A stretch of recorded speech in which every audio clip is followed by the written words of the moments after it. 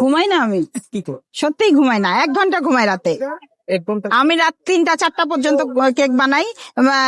এতদিন হয়েছে কি, যা ফজরের আজান দিয়ে দিছে আমার কেক ওভেনে চলছে, ঘুমাইতে পারি না। তখন চিন্তা করি, আল্লাহ আমি 1 ঘন্টা যদি না ঘুমাই তাহলে আমি কিভাবে কি করব। তখন আরেকটা ওভেন কিনছি আমি, এখন 2টা ওভেনে আমি কেক বানাই। দেখা যায় রাত 3টার মধ্যে হয়ে যায়, 4টা-5টা একটু ঘুমাই, তারপর আবার উঠে কেক ডেকোরেশন করি, কারণ আমি একা করি সবকিছু। তা আমি চলতেছি, এটা আমরা সবার ভালোবাসায় চলতেছি, এটা সবার ভালোবাসায় চলতেছি। আমি যে কোনো মুহূর্তে অসুস্থ হইতেও পারি, দেখা যাবে কি হয়েছে, আমি হসপিটালে স্যালাইন দেওয়া লাগতেছে। আমার ছেলে মেয়ে ওরা কেক খেতে ভালোবাসে, ওদের জন্যই শেখা। আর আজকে সেখান থেকে এখানে ভাইয়া তো কেক খাইতে ভালোবাসতো না, ইদানিং এসে এখন ভাইরাল হওয়ার পরে ভালোবাসে। মানে এখন সবাই ভালোবাসে, এখন মনে হয় সেও ভালোবাসে।